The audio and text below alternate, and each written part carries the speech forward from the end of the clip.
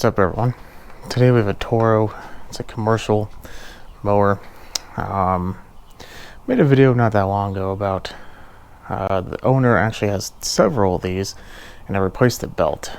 And this is number 2 that he brought in the last couple weeks, and he said that he was using it, turned it off, and then next thing you know, the pull cord won't pull. It has a lot of drag.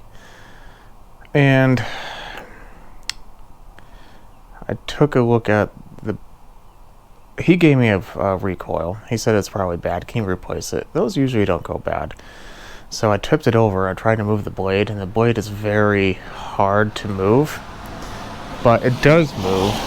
But it does seem like there's obstruction touching the blade itself. So I don't know if the clutch assembly grenaded itself or what. But we're going to take a look and see what happened. Took the 2 nuts off. Let's see what we have.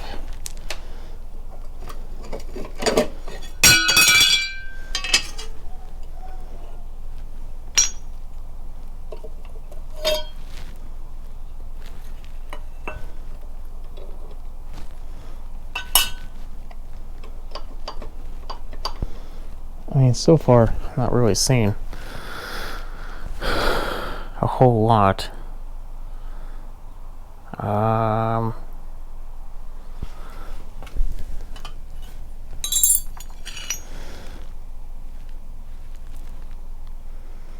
Trying to see if this is like all mangled, but it doesn't really seem like it.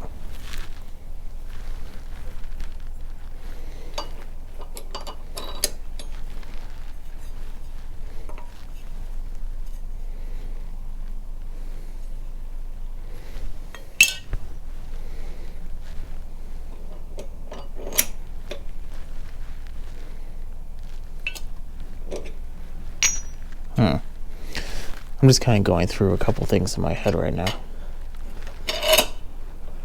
That's kind of how it was. That goes on right there.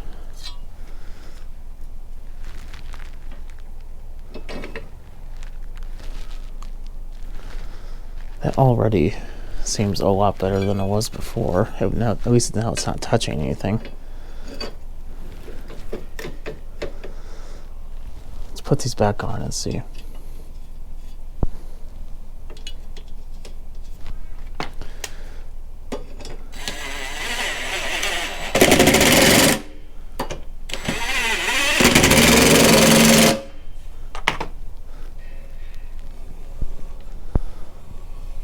Well, it does kind of seem like it has a lot more drag than it should. I'm going to take it off. I'm also going to take off this cover. But before I do that, I'm going to clean it up a little bit because there's a whole lot of grass and stuff on there. So I'm going to go do that real quick. 2 3/8, one right here, one right there. Took it off. I think there should be another one, but I don't see anything. It came right off, so.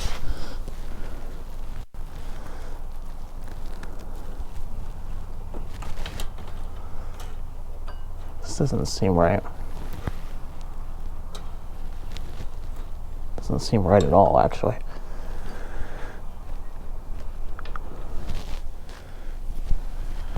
Let me pull the cable.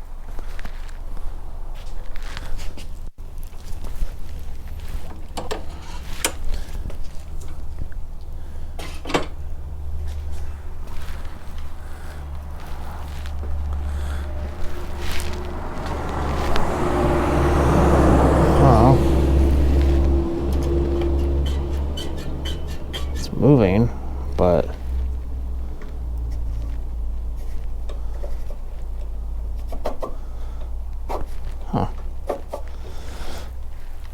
that's very weird. This is the belt I was talking about that I replaced on the other one.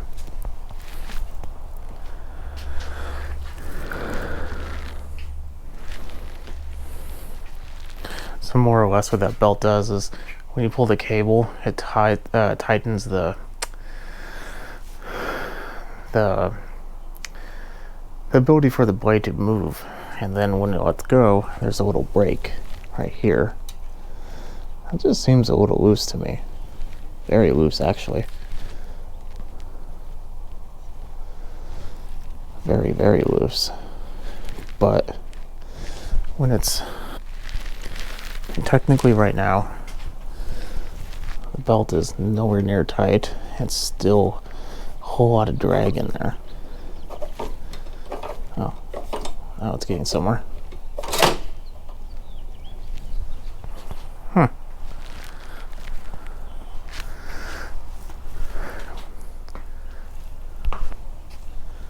Let us. So technically, if I were to pull on the cable or the pull cord, which of course is on the other direction, it should be free to move. Right now, it should be more or less stopped. I just don't like how this is so loose. I'm gonna do a little investigation on that. In this position, everything is free. Nothing's spinning. So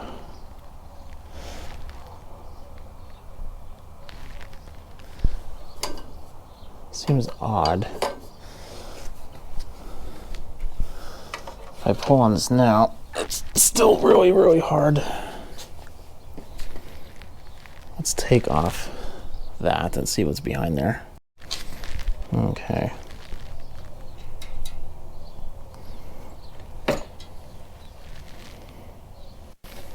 I mean, all this seems normal.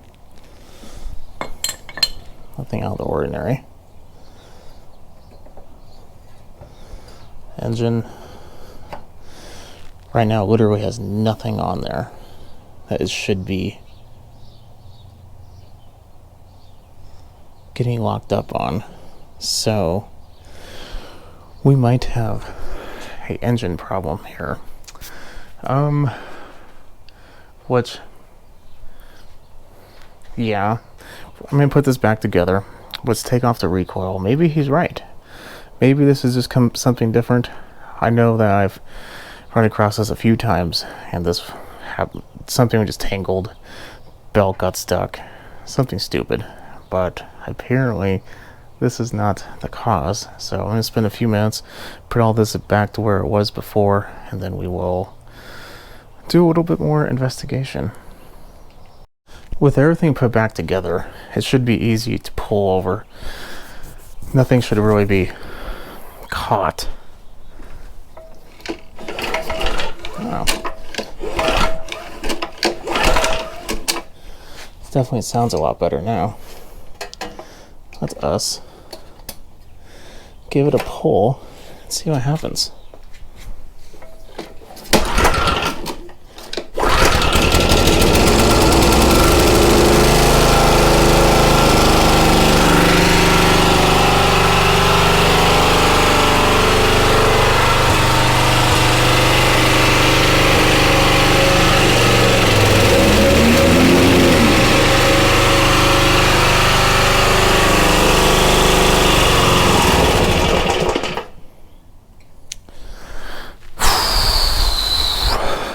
I checked the oil, but it just sounds clanky, like very clanky.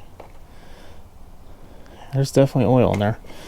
It looks like it's very old though, but man, does it sound clanky. Let me wipe off that oil and we'll take a look at something real quick here. It might need a valve adjustment. That could be part of the clank, clank, clank. We'll put it on the table you're sitting on next, and we'll see if we have like a valve that's exceptionally out of tune.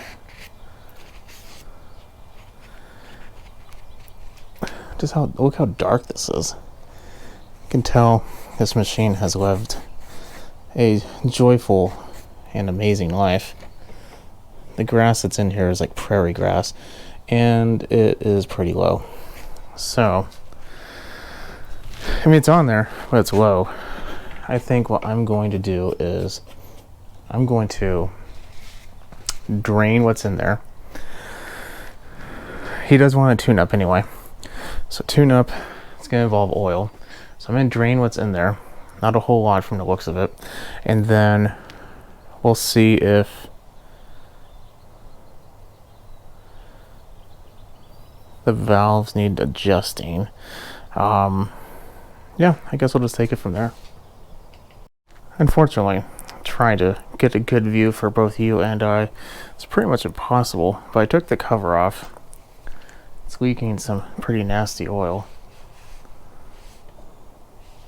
And I checked the clearance on the exhaust. That is about 10 to 12 thousandths. I got to 10, it was getting a little tight.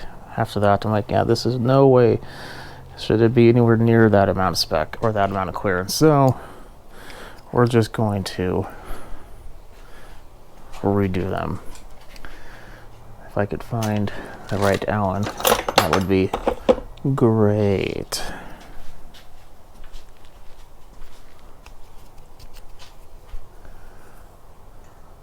That's too big. Still too big. I think we're getting close though. 7/64. I think that's too small, but that one we don't really have to put too much pressure on.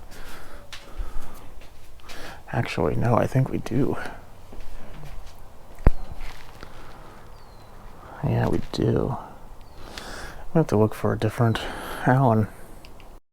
Not gonna lie, I'm just gonna cheat. I'll do this properly in the future, but I just want to get this to about 6 thousandths.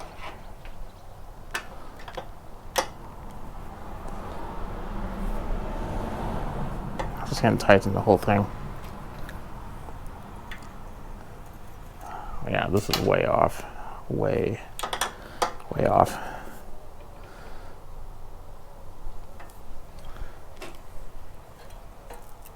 Okay, now we're getting somewhere.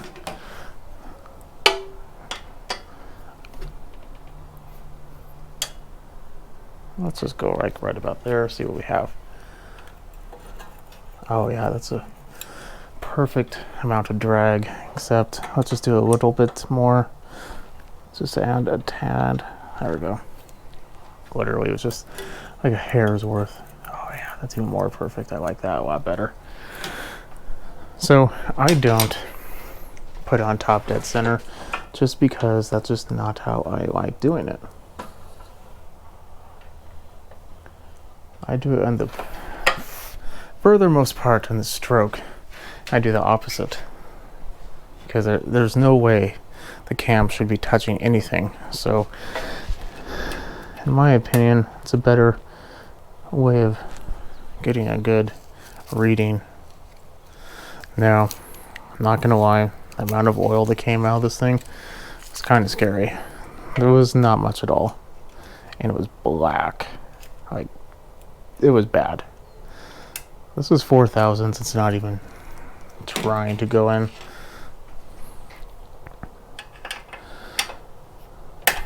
So I have a sinking suspicion.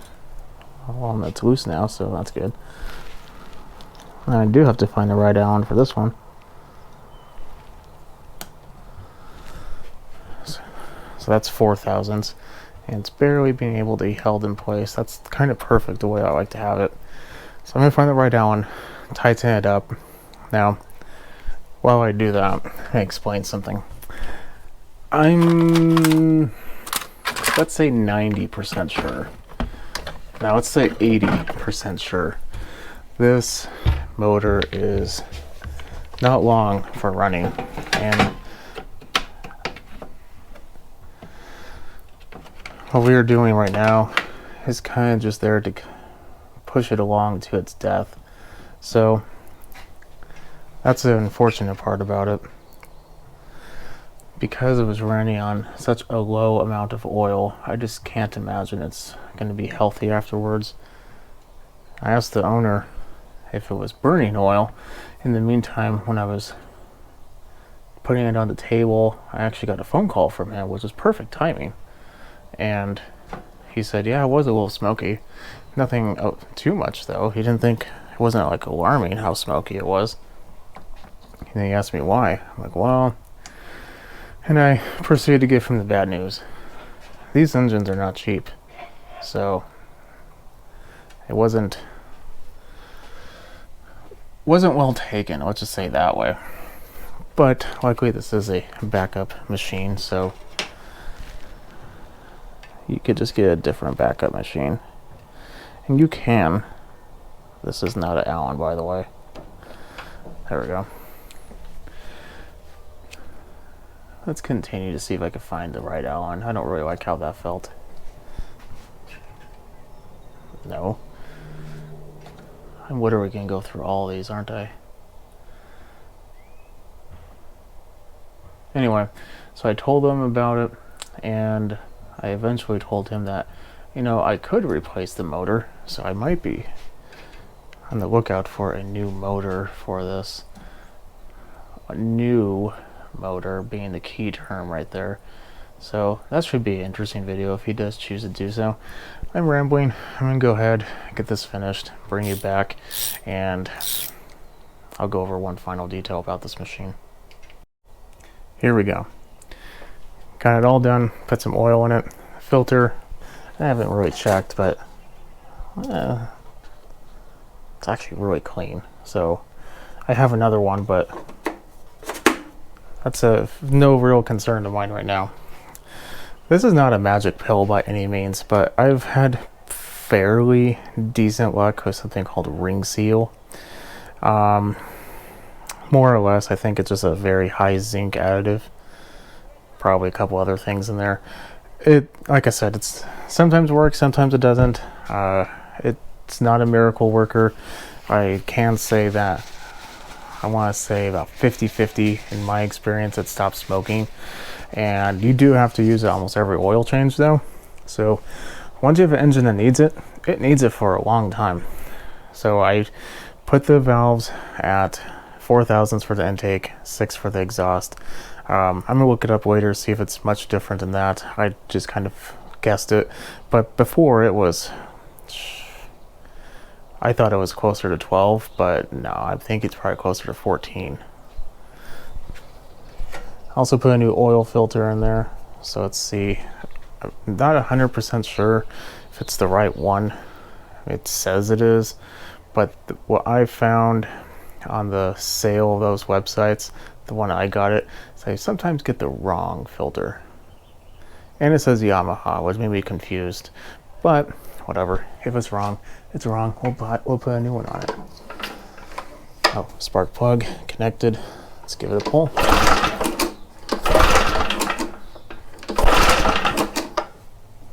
Are we connected?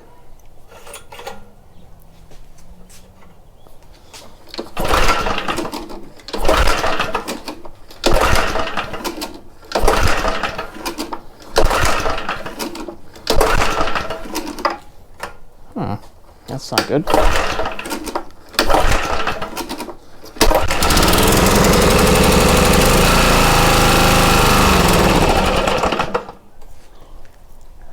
think I hear a knock.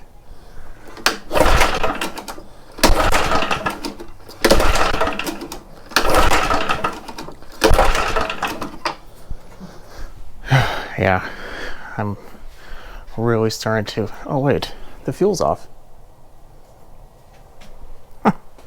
Well, that's not going to make it any easier now, is it? I didn't do that. They must have turned it off. Well, that's good. Couldn't have ran much longer anyway without fuel. That'd make a lot more sense. Let's give it a moment.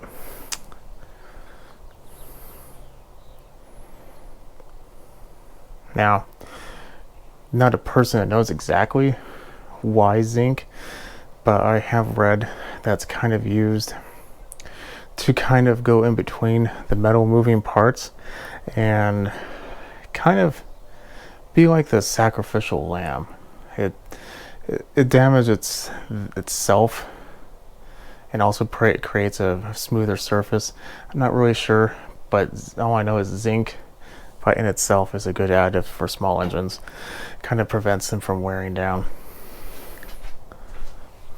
Let's try this again.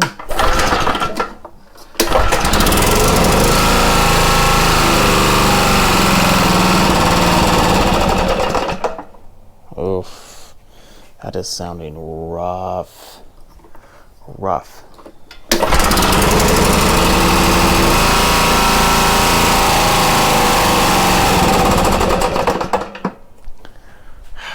Yeah, no, that crank is dancing back and forth. Any moment it's gonna snap.